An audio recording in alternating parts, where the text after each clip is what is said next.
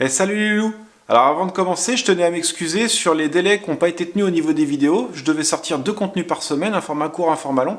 Là honnêtement il s'est passé plusieurs semaines sans qu'il y ait rien du tout. Alors je vous ai pas oublié, c'est pas le problème. C'est juste que je n'ai pas eu le temps de consacrer 1 minute à YouTube. J'ai une vie de famille à côté à gérer. J'ai les aléas de la vie de famille à gérer. Il y a une entreprise à faire tourner et à gérer, c'est déjà très chronophage juste pour ces 2 blocs-là. YouTube qui vient se greffer par-dessus, c'est juste phénoménal et je me rends compte que ça va pas être gérable dans le temps.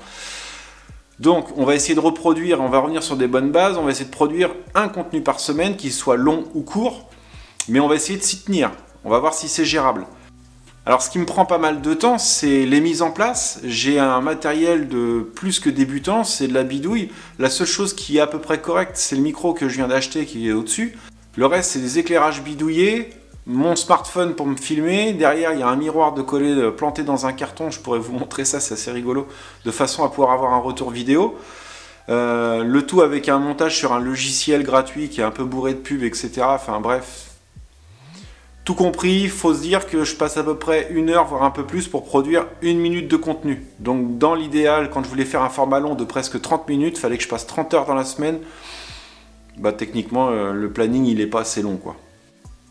Donc sans forcément vouloir faire l'aumône, sur le conseil de plusieurs youtubeurs boiseux, j'ai ouvert une collecte Tipeee de façon à pouvoir m'aider à subventionner l'achat de micros, d'éclairage, d'objectifs et de caméras.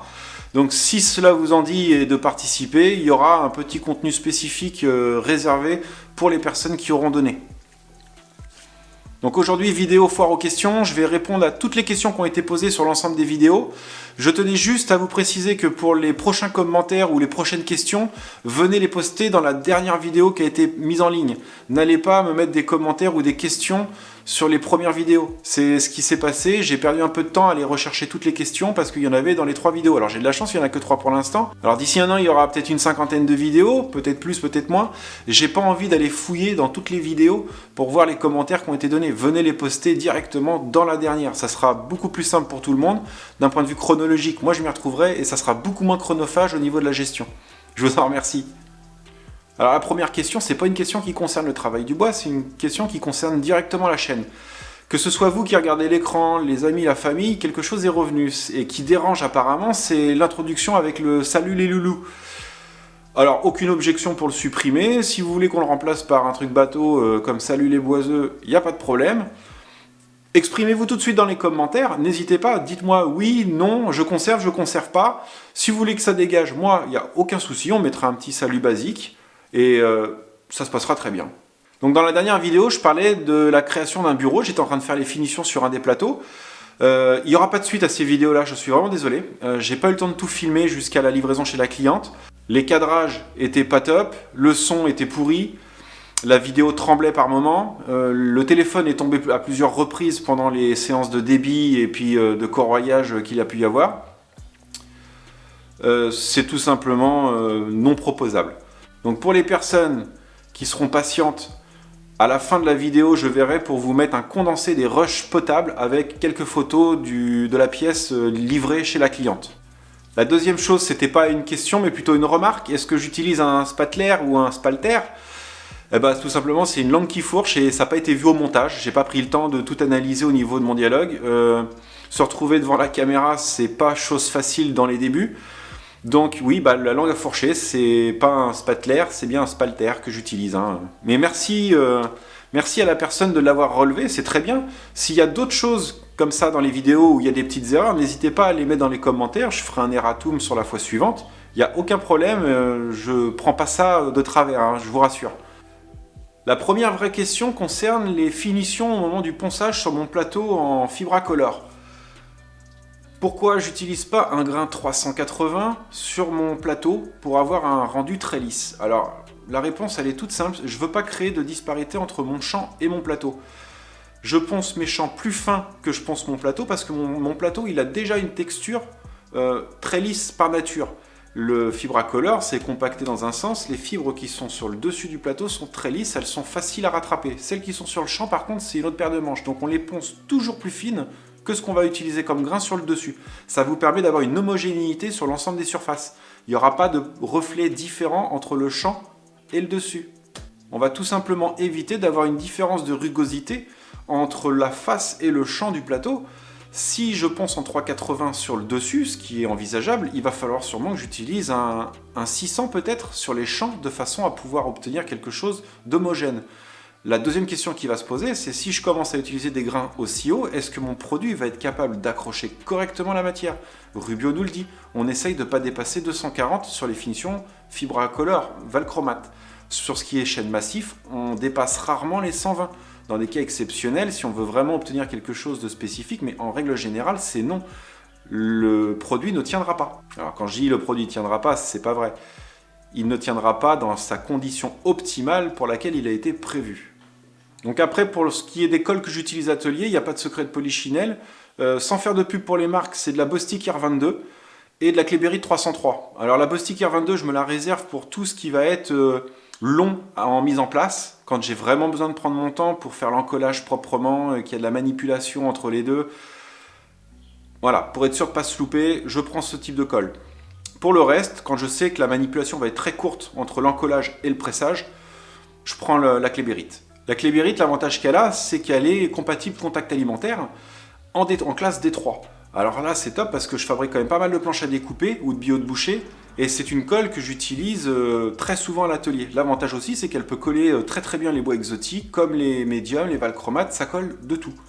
Par contre, le temps de manipulation entre l'encollage et le pressage, il est assez court. Donc pour la technique du collage en sandwich, là, quand on veut coller des grands panneaux l'un contre l'autre, alors j'ai pas de projets similaires qui vont arriver tout de suite à l'atelier. Dans les grandes lignes, prenez votre temps, prenez de la colle avec une prise lente, parce qu'il va y avoir de la manipulation, il ne faudrait pas que votre colle elle commence à tirer d'un côté alors que vous n'avez pas le temps de presser. J'en colle moi proprement mes deux supports avec un peigne, ça me permet de bien gérer la quantité de colle que je vais appliquer sur mes deux faces. Et au moment du pressage, on va toujours commencer par presser au centre du plateau en venant presser vers les extérieurs, pour venir chasser l'air qui peut s'y trouver, et la colle en même temps, ça va faire des petits boudins tout le tour, l'objectif c'est que ça bulle sur les contours. Presser au milieu d'un panneau, c'est pas évident, surtout qu'on n'a pas des serre-joints qui font des déports de 50 cm, ça se trouve pas partout. On va se fabriquer tout simplement un point d'appui déporté. Vous allez prendre une pièce de bois que vous allez vider dans cette forme-là, en forme de U. Vous écrasez d'un côté avec votre presse et la pression se répartit au centre du panneau. Une fois que c'est fait, vous continuez de presser sur les extérieurs avec des bastins, avec des planches de bois ou directement les presses s'il y a des zones locales à venir écraser un peu plus que d'autres. Ça se fait méthodiquement, mais c'est un peu aussi au cas par cas, au jugé. C'est-à-dire que c'est à l'instant où vous allez commencer à poser vos presses que vous allez vous rendre compte qu'il en manque peut-être une à un endroit. On fait d'abord un schéma type, on me fait un montage à blanc. Moi, c'est comme ça que je fonctionne, avec un montage à blanc pour me rendre compte du temps que je vais mettre, comment je vais pouvoir m'y prendre. J'organise mon atelier autour du produit à travailler. Et après, une fois que c'est encollé, j'y vais. Quand le geste il est répété, au moins une fois, il est vraiment, le procédé devient un peu plus fiabilisé. Vous n'allez pas chercher vos presses à savoir « Ah mince, qu'est-ce que j'en ai fait ?» Vous venez de le faire une fois à blanc. Ça peut paraître une perte de temps, mais en fait, c'est un gain de temps. Parce que si vous devez courir à l'autre bout de l'atelier, démonter un montage pour récupérer deux presses, revenir, vous rendre compte qu'il vous manque un bout de bois, retourner chercher des cales, vous venez de perdre 5 à 6 minutes bêtement, alors que si vous l'aviez fait auparavant, c'est du temps de gagner. Pensez-y. Il y a une petite remarque qui a été évoquée aussi, c'est une fois que tu as appliqué ton produit Rubio sur ton Fibracolor, quelle colle tu utilises pour que tes dominos tiennent? Il n'y a pas de solution miracle, ça ne tiendra pas. L'inverse est vrai aussi, le Rubio ne tient pas sur la colle non plus. Tout simplement, dans la vidéo, moi j'ai mis en pratique ce que Rubio venait de m'enseigner quelques jours auparavant pour vous le partager. J'ai pas tenu compte, si vous voulez, de ce qui allait se passer sur mon plateau par la suite. Moi je savais qu'il y avait des retouches à faire au moment du montage, notamment reponcer certaines bandes. Donc le plateau il est repassé au ponçage sur les zones d'encollage. Mais ça, je le savais un petit peu, c'était vraiment pour vous partager tout de suite la technique. Le dessous avait déjà été fait, je m'étais entraîné en off et je vous ai partagé le dessus. On m'a posé aussi la question pour une remorque qui permet de transporter des quads. Quelle finition mettre à l'intérieur? Alors moi, si vous voulez, je suis déjà très convaincu par les produits Rubio. Le problème, c'est que pour une utilisation pareille, ça va vous coûter un bras pour pas grand-chose, ça va vite vous faire pleurer. Là, le plus simple, c'est d'aller dans une grande surface de bricolage, même une grande surface de bricolage low cost, on citera pas de nom. Vous prenez une lasure bas de gamme, vous lasurez en 3 couches votre plateau et puis une fois de temps en temps vous passez un coup de Karcher dessus, vous régrainez avec une brosse, un balai de temps en temps, vous repassez une couche, ça vous suffira. Là, il n'y a pas de solution miracle, vous allez rentrer avec un quad qui va avoir des roues gorgées de terre et de cailloux, vous allez massacrer les surfaces, donc si c'est pour mettre un produit style Rubio, ça va vite vous faire pleurer je pense. Alors j'ai une autre personne qui me demande de faire un tuto sur l'utilisation des fraises à lamelles. Alors je dis oui, pourquoi pas, mais si vous entendiez dans le sens l'utilisation d'une lamelleuse, j'en possède pas à l'atelier. Je travaille avec ma Domino et après avec ma Toupie. J'ai des fraises à rainurer pour faire de l'emboîtement rainure-languette, mais je n'ai pas de lamelleuse proprement parlée à l'atelier. Alors si c'était une vidéo sur l'utilisation d'une Domino pour faire des trous oblongs, je peux vous faire une vidéo. La lamelleuse, c'est une autre méthode de travail. J'ai vu aussi une question passer sur l'idéation d'un projet. Alors, si c'est pour voir la création d'un projet de A à Z, bah pourquoi pas. Il y a 2-3 projets assez farfelus qui arrivent à l'atelier prochainement. Ça a été discuté dans les grandes lignes avec le client, mais il n'y a rien de concret. Il va falloir tout inventer. C'est vraiment du cas par cas et du sur-mesure à 100%. Donc si ça vous intéresse, il suffit juste que je pense à me filmer pendant la réalisation papier. Parce que là, c'est vraiment que du dessin manuel avant de passer sur la mise en 3D. Alors, pour les gens qui me demandaient comment je faisais, eh bien, je couche sur le papier à la main les grandes lignes avec les cotes. Je regarde si ça peut se faire. Et à la fin, je termine par la réalisation sur SketchUp. Et je fais une proposition 3D à mon client. La prochaine vidéo qui devra arriver d'ici peu de temps après celle-ci, ça sera pour célébrer un heureux événement. On a un nouveau petit cousin qui vient d'arriver dans la famille. J'ai prévu pour ça de lui réaliser un cheval en chêne massif, un cheval à bascule, avec pas mal d'emboîtements et d'ajustements qui peuvent être intéressants, je pense, pour vous. Donc le dossier est déjà en route. La réalisation 3D a déjà été faite. Les plans à l'échelle pour les pièces complexes sont déjà réalisés. On a pas mal de chantournage qui nous attend, un peu de sculpture et pas mal de casse-tête. J'espère que cette petite vidéo de Foire aux questions vous aura plu. Pour moi, ça a été beaucoup de plaisir pour la remise en jambe. Je me suis pas mal bidonné tout seul à l'atelier. Si vous avez aimé, on s'abonne, un petit pouce bleu. Vous pouvez aller voir dans le descriptif, un petit lien Tipeee vient de faire son apparition pour la première fois. Et selon vos réactions, à l'inverse, c'est peut-être la dernière fois que je pourrais dire ça. A plus les loulous. Salut!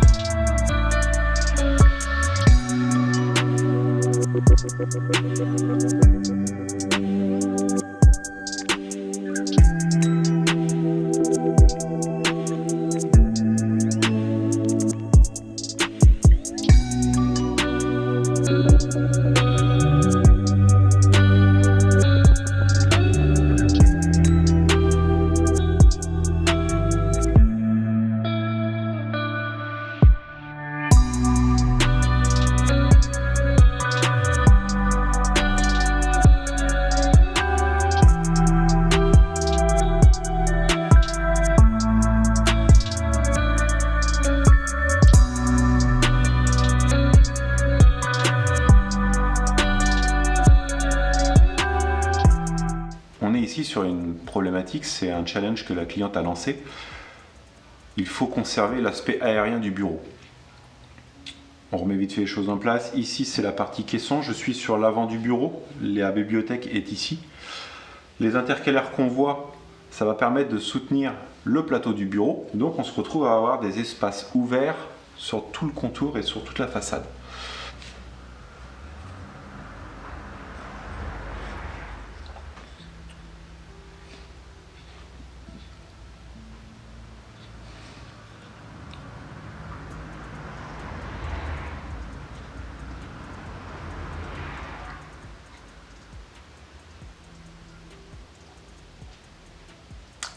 C'était gelé ce matin, les gens se mettent à rouler cet après-midi. Elle vient d'investir dans un bel écran double, donc je me retrouve à avoir 4 passages de fil électrique en façade, et elle ne veut pas les voir. À moins de les mettre invisibles. J'étais parti dans l'idée de mettre quelque chose en V, comme on voit ici, avec 2 parois de 19 mm. Faire un trou qui aurait à peu près cette forme-là, de façon à pouvoir laisser passer les têtes des prises, et aller se connecter à l'arrière du bureau. Je me rends compte que c'est pas esthétique ce V, ça casse vraiment la ligne, et le trou à l'avant là va être vraiment béant, on va voir que ça sur la façade du bureau, ça va vraiment être moche, faut le dire.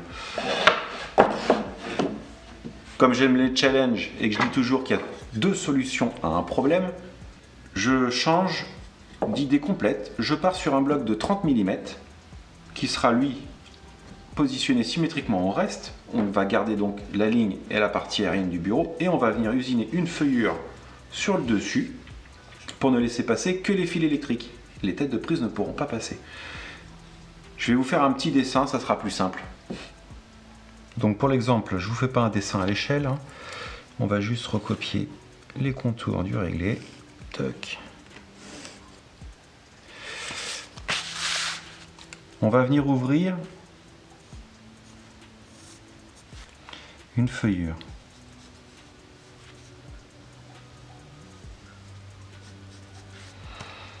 Ça devrait nous laisser la place de passer ici avec une ouverture de 12 à cet endroit-là, les 4 câbles.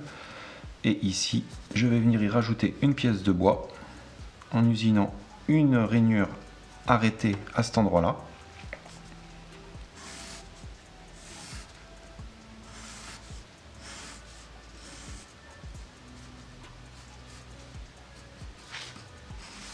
Tout simplement, la cliente n'aura qu'à coulisser vers l'arrière cette pièce-ci, passer ces 4 câbles, refermer. On verra pas ça, c'est de l'autre côté. Si on enlève cette partie-là, on aura juste notre rainure à cet endroit-là. Je ne sais pas si ça a été assez clair, alors on va essayer de l'être en vidéo pendant la réalisation.